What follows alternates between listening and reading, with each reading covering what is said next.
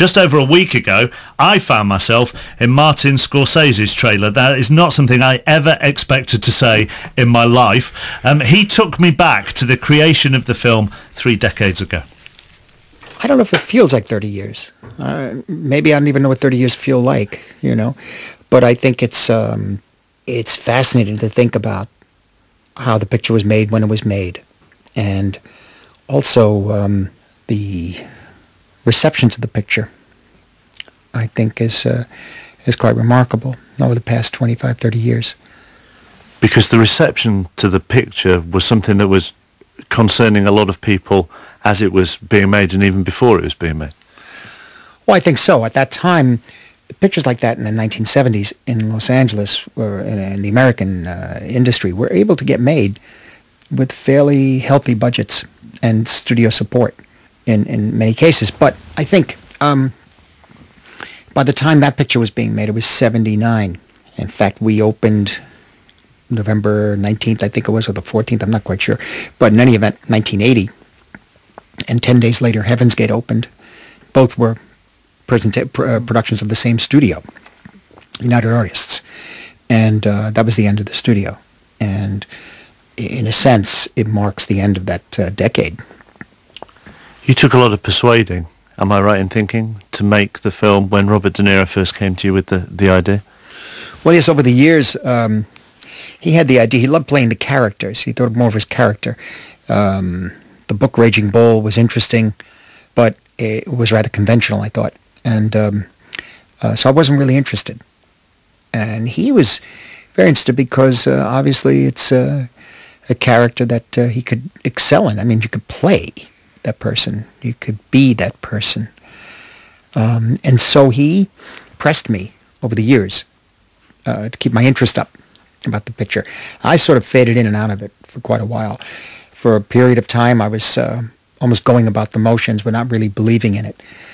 Finally, a script was written by Paul Schrader. Then we were able to rework that. And that's when, ultimately, I clicked with the material and began to see what he saw in it and what Bob De Niro saw in me directing it, because I had avoided the picture for a long time. And I think it probably was something dealing with my own self and where I was at that time, experimenting with different pictures, going from Mean Streets to Alice Doesn't Live Here Anymore to Taxi Driver to New York, New York, trying to get Gangs of New York made. It really wasn't on my, they use the word now, agenda, I guess, emotionally, psychologically, etc. But it got to a point where everything reached its logical conclusion and there was no place else to go. His, Robert De Niro's dedication, I mean, I'm sure you come across lots of actors who are very dedicated to the roles that they do, but his dedication to this role in particular, from Jake LaMotta saying he was one of the best 20 middleweights he'd ever had. Yes, I mean, when he was doing New York, New York, he was working out. So that was New York, New York. Then he went to do Deer Hunter. He must have done another picture in between, I forget. But in any event, he was working himself into extraordinary shape. And I think when we did the film, he would have been able to fight in the ring professionally. I don't know which weight, but technically I can't speak for that. But in any event, he was. That's LaMotta's opinion. And then he obviously had to get himself out of shape, didn't he? Yes, which everybody at first would think that this was something he really wanted to do, and he explored other ways originally. Makeup. One of the reasons I had to meet Michael Powell and Emmerich Pressburger at the time. They showed sequences from Colonel Blimp, which had extraordinary makeup for Roger Livesey for that period, 1943, in 3-strip Technicolor. But he still felt that probably the way to go for him as an actor, and for Winkler and Bob Chartoff, who were making the film, Irwin Winkler, they agreed to shut down production until he gained the weight. Some people think, well, gaining weight, that's going to be fun, but in actuality, or enjoyable, I should say. But in actuality, after the first few days, to really work at gaining weight, to have 3 full meals a day, became pretty oppressive, I would think. And ultimately, a few months later, when he had gained the 60 pounds, we had planned 3 weeks shooting, but we compressed it into 10 days straight so he could start losing the weight. for his health. Yes, yes. As far as the boxing scenes are, because I'm coming at this from a sports fan and a sports journalist point of view, Okay. so filming the boxing scenes, how difficult was that? Well, I think the concept had to come first. And it's one of the reasons I didn't want to make the film, because I didn't really understand. I'm not a sports-minded person, or I should say I'm minded. I'm not a sports enthusiast. I'm not denigrating sports in any way. It's just that I was very, very ill with asthma. I was anything to do with physical exertion. I apparently was forbidden to me. So the rules of the game are gone. I really don't understand any of it. I do understand if two people are in a ring or in a closed-off area hitting each other. I think it's pretty obvious. But I think I didn't understand the brilliance, the genius of the mechanism of what the mind does. Like when you move your hand, do you make a command to move your hand? Are you conscious of that command? So imagine the split-second timing of a boxer. Yeah. Imagine that extraordinary genius that some of the greatest must have been and are. And so this is something I discovered later, and when I realized that the only way for me to shoot the boxing scenes would be as if you're in the ring and how you would perceive what reality there seems to be around you as you're fighting and as you're literally hitting and being hit. What sound would be like, what images would be like, what the force of the physicality would be like.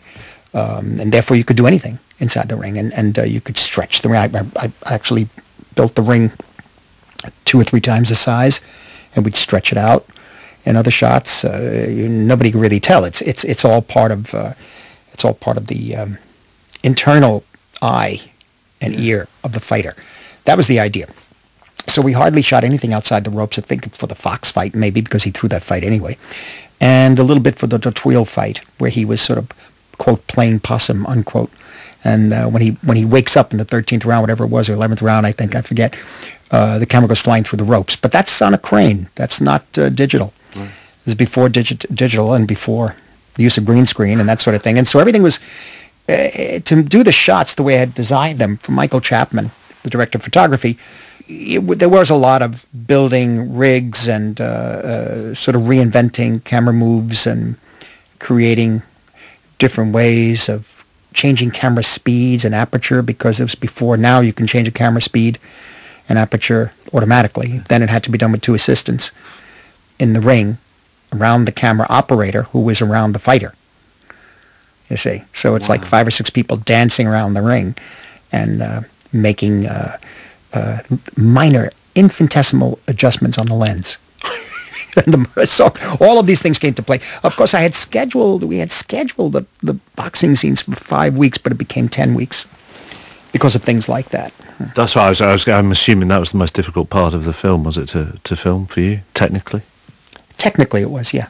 Technically it was, but the more difficult areas, of course, were the emotional, the character scenes later.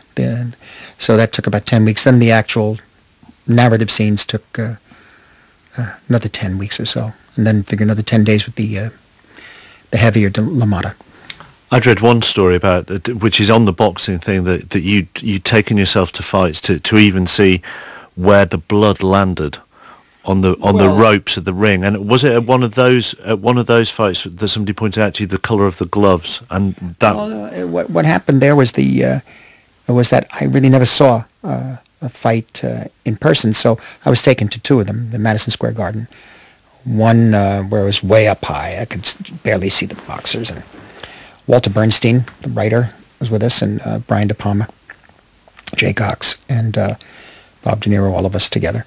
And then that's when I noticed the process around the fighters, the process of the washing, the cleaning, the blood dripping from the sponges, that sort of thing. I hadn't noticed that before, because I'd never seen it before.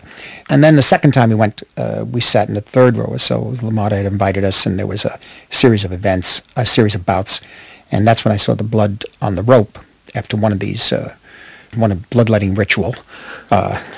Picked up the fighters, took them out, Next thing you know, they're up there announcing the next bout, and blood is dripping, but nobody's paying attention to it. It was very interesting to me, the blood sport, and that part of our nature that is attracted to it and needs it. And the color of the gloves, that came from, we were looking at an 8mm home movie that they had taken of Bob De Niro, that he had taken while he was sparring and learning from Jake LaMotta. This was maybe 1978, a year before we started shooting. And we were just looking at the moves that he was making. He was learning how to box. And they were wearing red gloves, and Michael Powell was there. And he said, it's fascinating. He said, the only thing wrong is the color of the gloves. And that's what started me thinking that maybe color would be completely wrong for the picture. Wow. The color of the gloves, red. In the days of LaMotta and his boxing, of course, it was ox blood, wasn't it? It was kind of a brownish and that sort of thing. And then I realized for many different reasons, black and white started to come to mind. The glorious opening sequence. Oh, yes. Where did that first begin to form in your head? That was literally from tons of research photographs that I saw. And I saw a few of them over the years from 1920s to the 30s and 40s, particularly 40s and 50s. And I saw a few where the fighter seemed to be standing in the ring by himself. There were some people around or whatever. It almost was like a ghostly image. It had the spirit of the gladiator, the spirit of the warrior, or the spirit of just a human being struggling. And so I drew the picture, and I decided we'd put the credits right between the ropes, and I decided we'd shoot it in high speed. We did different versions, maybe 96 frames and 120 frames. I forget which one we used. And we shot that the last day of shooting, I think. Or last day of shooting the 10 weeks of fighting. In California, we shot that stuff. And then the Cavaliere Rusticana, the Mascagni intermezzo music that's used there, was the music I was going to use throughout the film, but not necessarily at the beginning. That happened almost by accident, by putting it on the editing machine. And the button was pressed, and all of a sudden that music came up, and that image was with it. And I hadn't thought of it for the beginning, but I said that obviously it works very well for the beginning. But that was the theme of the music of the movie. It was to be used later, and we eventually did anyway. But so it was a long process. I watched Robert De Niro's acceptance speech of the Best Actor Oscar on YouTube this morning. He gets a rousing round of applause. You get a rousing round of applause when he thanks you. When he mentions LaMotta, who's there in the audience, it seems slightly muted, the applause, to me. And I wonder whether that's because, obviously, of stuff that LaMotta did. And I wonder what your feelings are towards him having made the film, because obviously he is a very unsympathetic character. I guess it's twofold, the answer. And one is that the response would be, if a film is being presented on the screen and you're an audience, and the narrative cinema, you ordinarily would be expected, or you'd want to empathize or feel some empathy, feel some connection to the main character. And he's sort of off-putting. But De Niro had a bravery about him. He didn't care about that. I didn't necessarily care about that either. I did New York, New York. I did Taxi Driver, Mean Streets. The second point that brings up is to judge a person at all. Why do we constantly have to judge? I mean, other people without not knowing them personally or not being around. Why would you want to be around? Not necessarily. But if you are living with that person or in that person's sphere, in a sense of that person's world, then you have to know what you're dealing with. And that's also, it's complicit, I think. Particularly to boxers. I don't understand how people could expect men or women they deal with a physicality. It's very strong. That can only be turned on when they go in the ring and then turned off. I don't think that happens. You see, I think it's a struggle. That's the way I imagine it, a struggle. You ask a person to make their living, to make their, not more than a living, it's a vocation of what you may term as violence. And then you expect them to be outside the ring a different way. And that's for us, not for them. And they do it for us too. You know, it's part of boxing is a sport, but it's also an entertainment. And what do we expect from them?